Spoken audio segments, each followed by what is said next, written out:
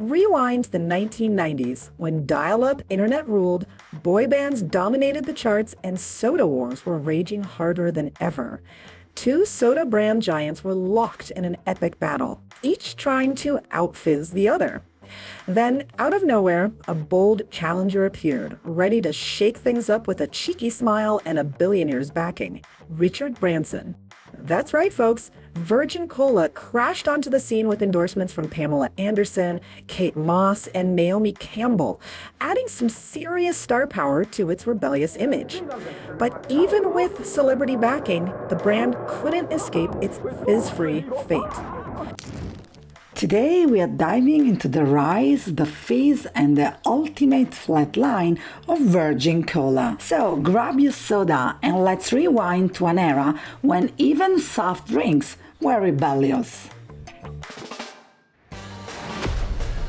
The spark that ignited it all. Let's set the stage. Back in the day, Coca-Cola and Pepsi practically owned the soda universe. If you wanted a cola, you were picking between the two. I'd like to buy the world a home and furnish it with love. Grow apple trees and honey bees and snow white turtle doves. I'd like to teach the world to sing. Sing with me. Perfect harmony. Perfect harmony. I'd like to buy the world home. Mr. Powers, look. There's Britney Spears drinking a Pepsi. Oops, I did it again. That's not a Pepsi. It's a Pepsi Twist, man. And that's not Britney Spears. It's a man, baby. Austin, it's me! I want this wig! Come! Oh. Fair enough. But then, enter the king of disruption, who decided, why not take on the giants? With the swagger of a rock star and the ambition of an empire builder, Branson launched Virgin Cola. His pitch? A better, bolder cola with a rebellious edge. And to prove he wasn't messing around, he didn't just unveil Virgin Cola, he literally drove a tank through a wall of Coke cans in Times Square. Talk about making an entrance. Virgin Cola was meant to be everything the big brands weren't: cool, different, and willing to take risks. And for a while, it looked like it might just work. Welcome to Virgin Cola, the home of liquid perfection, where your business It's our pleasure. No one ever misses our quality control tests.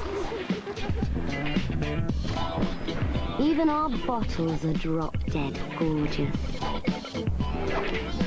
We only ever hire real talent. How Virgin Cola took on the giants. Unlike other soda startups that fizzled out fast, Virgin Cola had a secret weapon. Virgin was everywhere. Airlines, music, mobile phones, so why not soft drinks? Branson used Virgin's brand power to place Virgin Cola in Virgin megastores, Virgin cinemas, and anywhere his empire had influence. You've been drinking the same brand of cola for years. When along comes Virgin Cola. Yeah, Virgin Cola. Try dabbing a little bit behind your ears. You'll find it makes you Irresistible to the opposite sex. The bottle itself, named Pammy, was modeled after Pamela Anderson and cheekily styled as a curvier take on the classic Coke bottle, an intentional nudge at the competition. Sales started strong, especially in the UK. People loved the underdog story, and for a moment, it seemed like Virgin Cola had cracked the code. But then, the big players started paying attention. The moment things went flat. Here's the thing about going up against giants. They don't like losing. Coke and Pepsi had been battling for decades. This aisle isn't big enough for 2 zeros.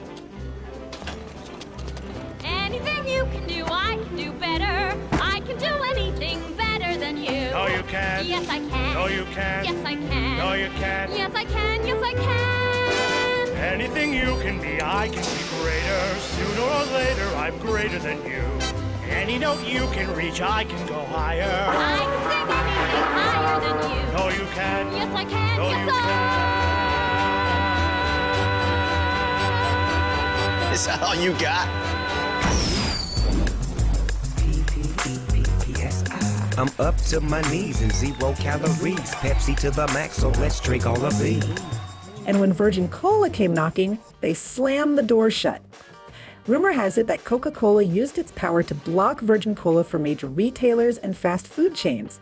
Suddenly, Virgin Cola wasn't just up against taste tests, it was fighting for shelf space. And in the world of soft drinks, if you're not on the shelf, you don't exist. Meanwhile, in the US, where the soda wars were even fiercer, Virgin Cola struggled to gain traction. The American market wasn't as receptive to an upstart cola, and without major distribution, Virgin Cola started to fade from view. Scandals and setbacks. It wasn't just the big soda brands squeezing Virgin Cola out.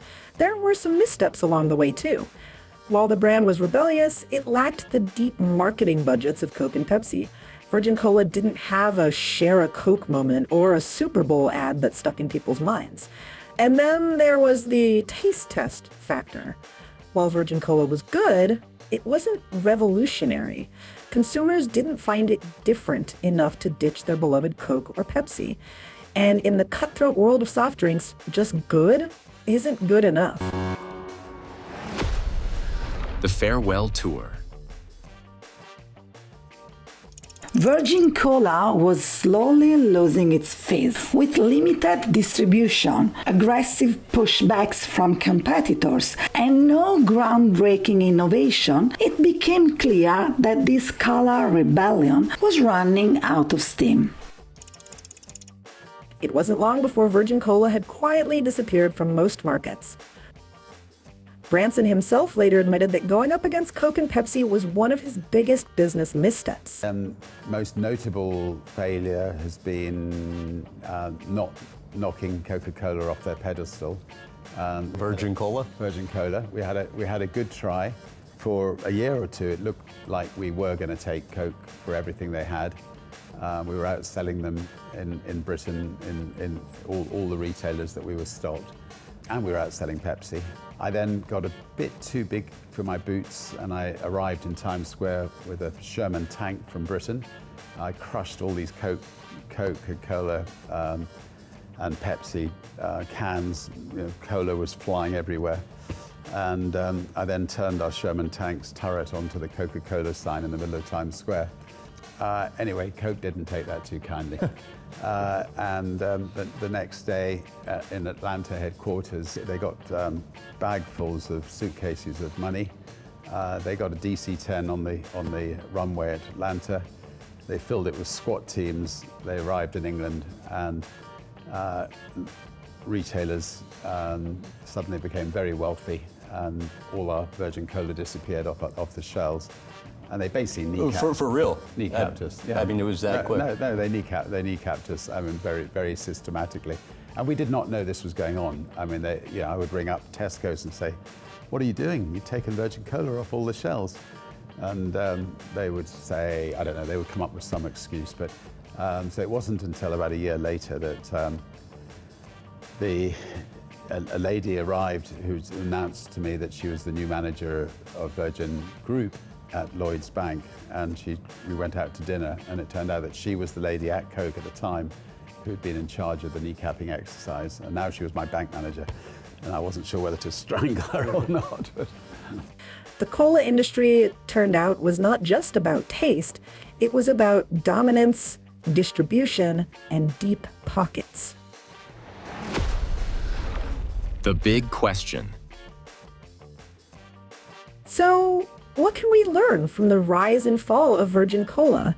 Is there ever really room for a third player in the cola wars, or are some battles just unwinnable? Other ones, that is, prefer the taste of Virgin Cola to their own dearly beloved brand. Liar, liar, pants on fire! Branson took a risk, and while Virgin Cola didn't last, it's still remembered as one of the boldest brand challenges in soda history. But should companies always try to disrupt established markets? Or is it sometimes smarter to pick your battles? Let us know your thoughts in the comments below. And before you go, make sure to like, subscribe, and hit that bell icon so you never miss out on more stories like this. Thanks for hanging out with us, and we'll see you next time. The Best of Business Show is brought to you by the BASA Awards. The BASA Awards exist to recognize, reward, and promote exceptional small businesses. We run 4 award programs: Best of America, Best of Australia, Best of Canada, Best of UK. Remember, it's strictly for small businesses only. Nominate your business today.